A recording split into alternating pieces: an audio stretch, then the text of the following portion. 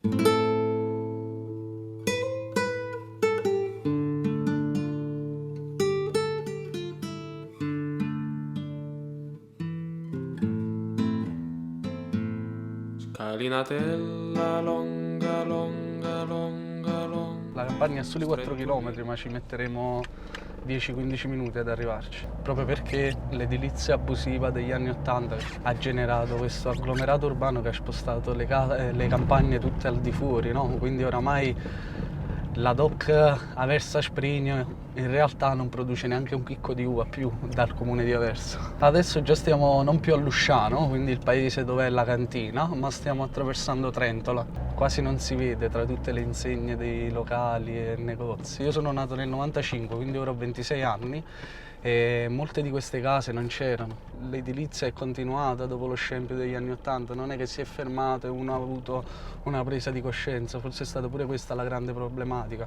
che comunque si è continuato a fare, si è continuato a sbagliare come negli anni passati. Che la si innamorata no pittore, capite? Questi erano 2 ettari di vite maritata al Pioppo.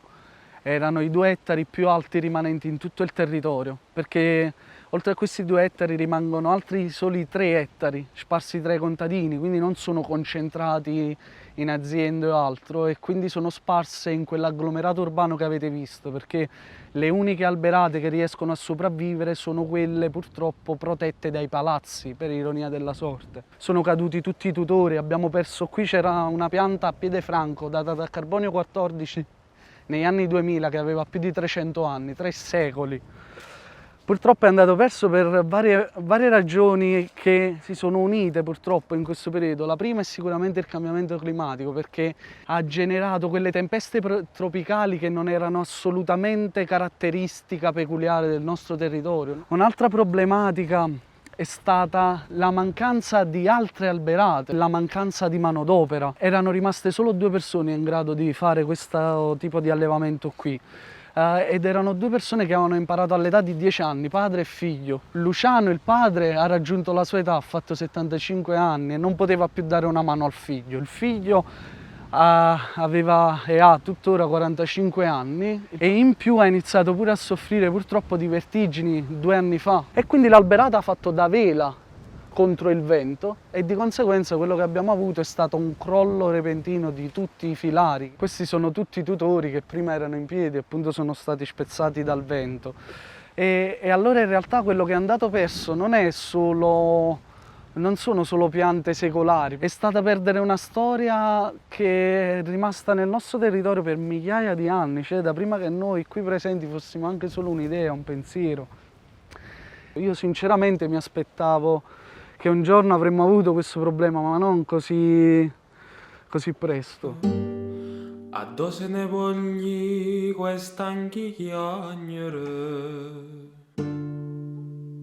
Un operatore imparava in passato ad andare sull'alberata già a 10 anni, ma con una mini scala. Cioè man mano che faceva gli anni, con la sua crescita gli veniva creata una scala nuova, perché queste sono tutte scale su misura. Queste sono scale che noi in dialetto chiamiamo scalilli o scalilla, no? Ora andiamo da Antonio Camerino, che è l'agricoltore che da tempo in memoria, insieme alla sua famiglia, appunto ci tutelava queste alberate.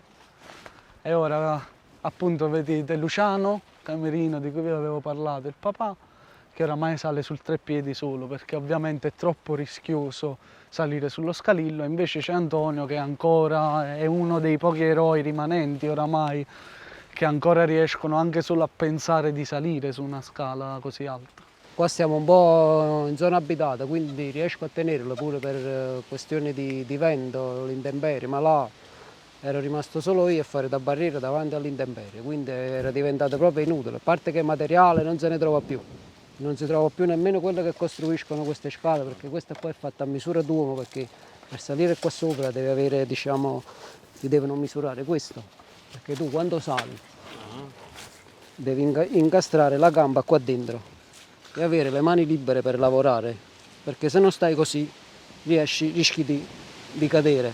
Qua, perché per lavorare devi fare così, devi legare, devi stare libero comunque. Questa è una sicurezza, diciamo così. e Quanto basta. tempo fai sto?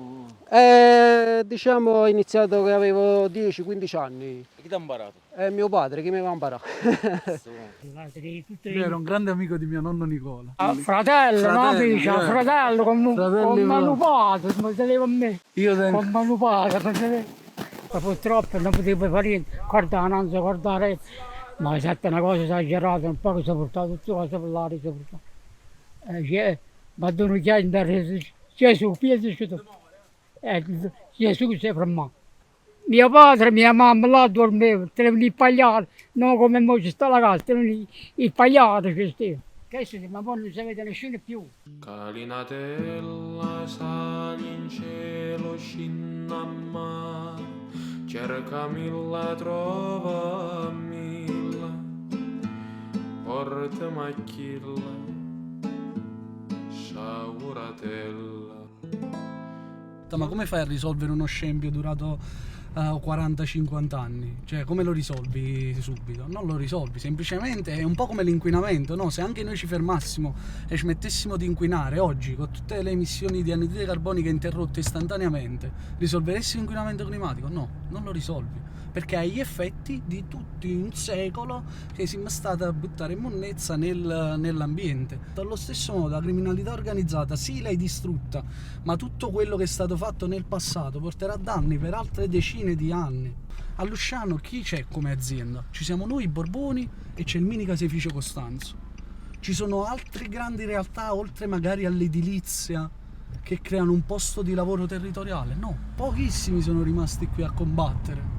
E per combattere intendo, pensate che negli anni 90 eravamo l'unica azienda di asprini a produrre asprini, con la criminalità organizzata torno.